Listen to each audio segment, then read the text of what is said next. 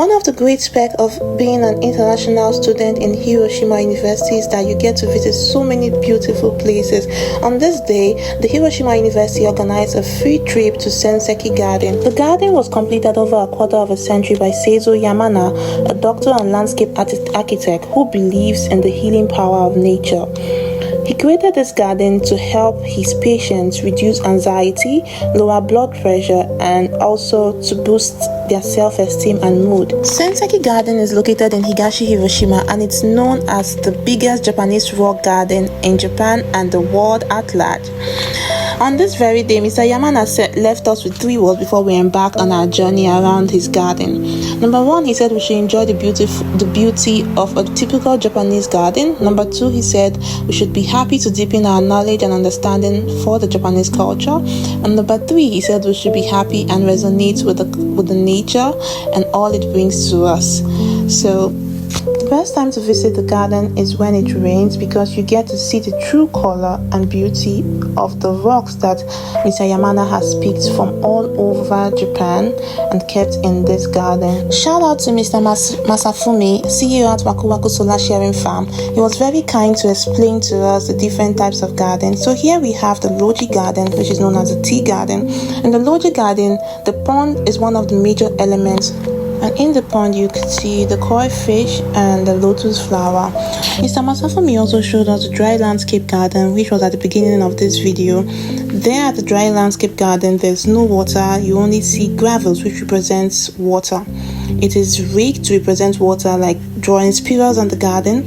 The Japanese garden recommends you to look into your mind and not the reality. And find various bonsai style plants in the Japanese garden, and also this flower, the one with the blue and the white, also has some pink colors too. It's very popular in the Japanese garden.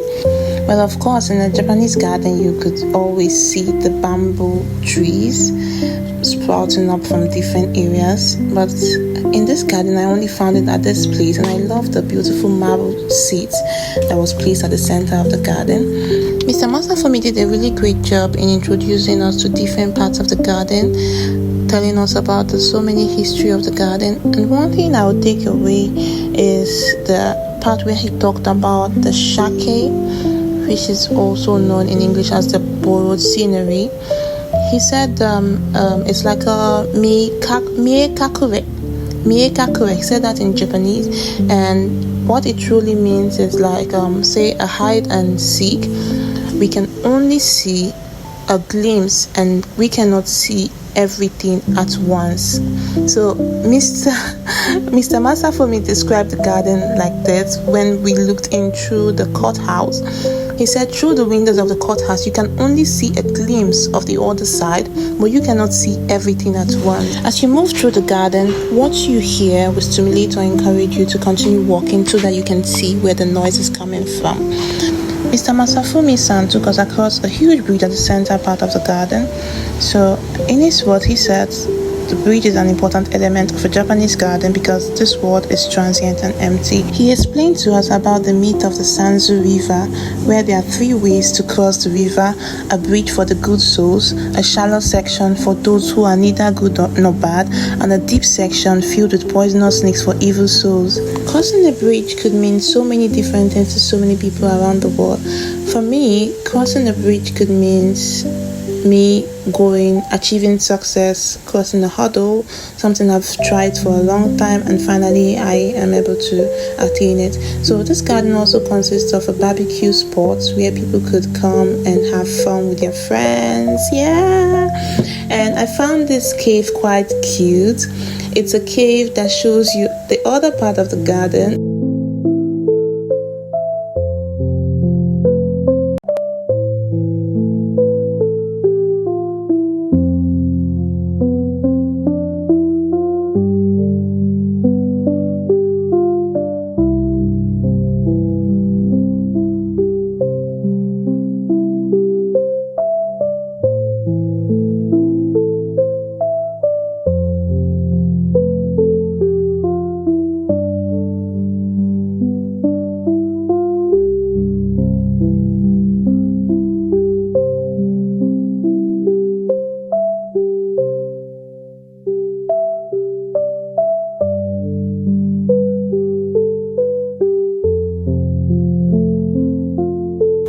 Yeah, the Senseki garden has a waterfall, and here this is me playing at the waterfall. I was enjoying the true beauty of nature.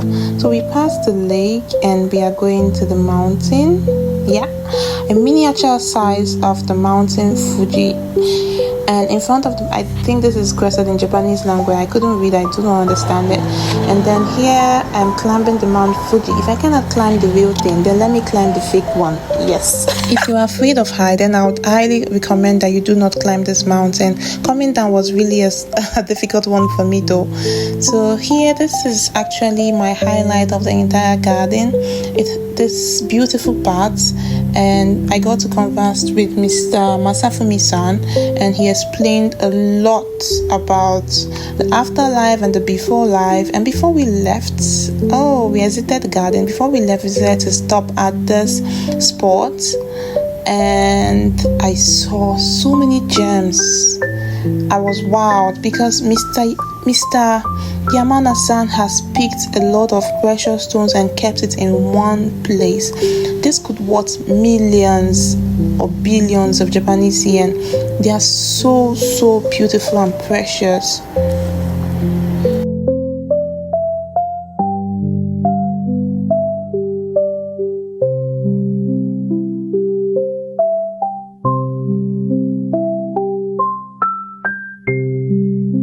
This beautiful architectural art piece caught my attention. It was carved out of wood, it was polished, and it's so beautiful and strong.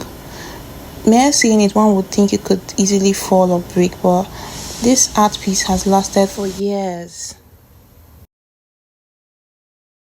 We were given a one-time opportunity to purchase postcards that contains pictures of various beautiful rocks that Mr. Yamane has collected all over Japan.